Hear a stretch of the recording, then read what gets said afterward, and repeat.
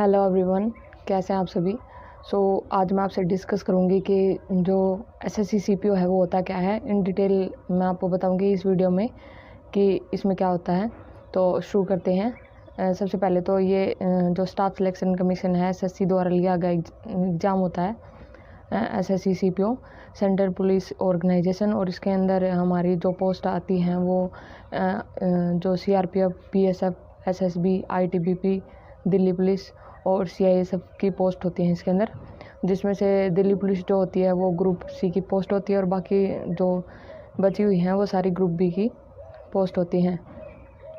ठीक है, तो इसमें जो है प्री होता है वो 200 नंबर का होता है, जिसमें रीजनिंग आती है, इंग्लिश आती है, मैथ आता है और जीके आती है। सभी 50-50 नंबर के क्वेश्चन आते हैं और 85 नंबर का होता है। 200 नंबर का आपका पेपर होता है और 2 घंटे का आपको टाइम दिया जाता है और 0.25 की नेगेटिव मार्किंग इसके अंदर होती है। और जब आप प्री की कट ऑफ क्लियर कर लेते हैं तब आपको फिजिकल स्टैंडर्ड टेस्ट और फिजिकल एफिशिएंसी टेस्ट देना होता है, जिसके अंदर मैं आपको बताऊंगी कि आपको क्या क्या करना है। और वो आप जो स्टैंडर्ड पूरा कर रहे हैं तभी आप ये फॉर्म फिल करें, अदरवाइज़ ना करें, क्योंकि बाद में क्या फ़ायदा होता है ऐसे एग्ज़ाम देने का जब आप वो स्टैंडर्ड फिल कर ही नहीं रहे हैं। तो इन बातों का आप ध्यान रखेंगे। तो सबसे पहले तो आपकी जो है हाइट होती है, मेल के अंदर जो हाइट मांगते हैं वो होती है 170 सेंटीमीटर हाइट होनी चाहिए जनरल कैटेगरी के अंदर। और चेस्ट जो अनएक्सपेंडेड होती है वो 80 और सेंटीमीटर और एक्सपेंडेड 85 सेंटीमीटर। ठीक है, और जो हिली एरिया है उसके अंदर मेल की जो हाइट होती है वो 165 सेंटीमीटर होती है और जो चेस्ट होती है वो एज अकॉर्डिंग जनरल जैसी होती है 80 और 85 की। ठीक है, और फिर आता है शेड्यूल ट्राइब के अंदर मांगते हैं 162.5 और जो चेस्ट अनएक्सपेंडेड होती है वो होती है 77 सेंटीमीटर और एक्सपेंड होने के बाद 82 सेंटीमीटर। ठीक है, फिर आती है फीमेल जनरल कैटेगरी के अंदर हैं अगर आप, तो आपको 157 सेंटीमीटर आपकी हाइट होनी चाहिए और हिली एरिया में है तो 155 सेंटीमीटर और शेड्यूल ट्राइब में है तो आपकी 154 सेंटीमीटर होती है। ये आपको इनके अंदर रिलैक्सेशन दिया जाता है इतने सेंटीमीटर का। और चेस्ट सिर्फ मेल की ही मेजर की जाती है। और एक बात का आपको ध्यान रखना है, अगर आप मेल हैं और आप अगर दिल्ली पुलिस के लिए जॉब चाहते हैं तो आपके पास लाइसेंस होना चाहिए। फीमेल के लिए ज़रूरी नहीं है कि आपके पास लाइसेंस हो।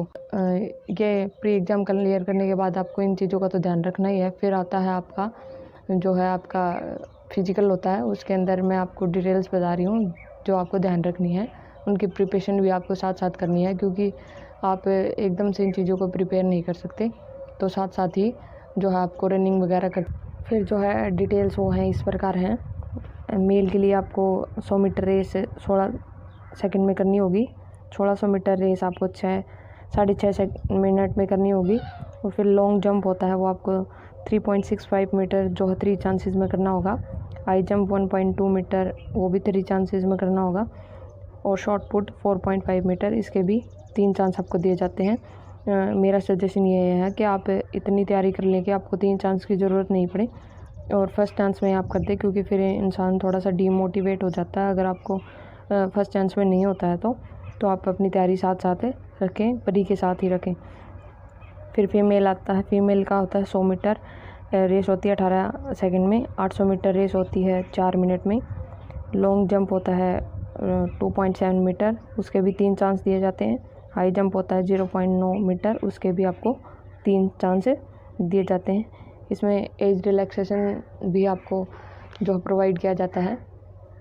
ओबीसी के लिए आपको 3 साल का एज रिलैक्सेशन, SC ST के लिए आपको जो है 5 साल का एज रिलैक्सेशन।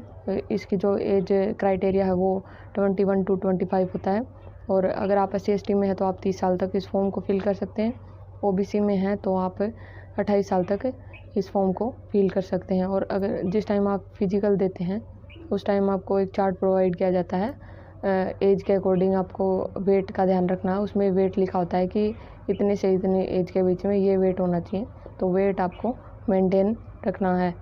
फिर आता है आपका मेंस में आता आपकी इंग्लिश आती है 200 नंबर की। वो आपको 2 घंटे में करनी होती है और उसमें 200 ही क्वेश्चन आते हैं और 0.25 की नेगेटिव मार्किंग होती है।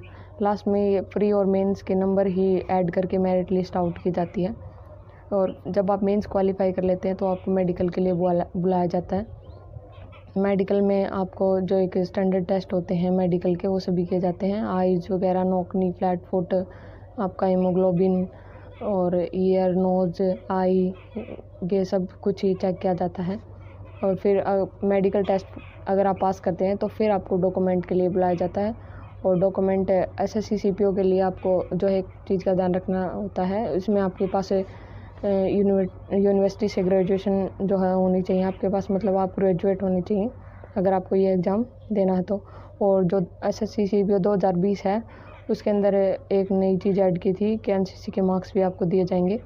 तो एनसीसी की सर्टिफिकेट होनी चाहिए आपके पास, जो भी सर्टिफिकेट आपके पास है, कास्ट सर्टिफिकेट, एनसीसी की, 10th की, +2 की और ग्रेजुएशन की वो सर्टिफिकेट और जो भी डॉक्यूमेंट है वो सभी आपको वहाँ पे लेके जाने हैं। फिर ही आपको फाइनल मेरिट जो है अनाउंस की जाती है और उसमें ही आपको फाइनल मेरिट में नाम लेना होता है कि ऑफिसर बनने के लिए एसएससी सीपीओ के थ्रू।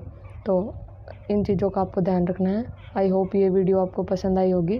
अगर पसंद आई है तो हमारी जो वीडियो को लाइक, शेयर एंड सब्सक्राइब करें। नेक्स्ट वीडियो में हमारा जो है मैं आपको डिटेल तरीके से बताऊंगी कि मैंने प्रिपरेशन कैसे की, कहाँ से शुरुआत की, क्योंकि इस चीज़ की काफ़ी डिमांड आ रही है। तो अगले वीडियो में मिलते हैं प्रिपरेशन स्ट्रेटजी के साथ।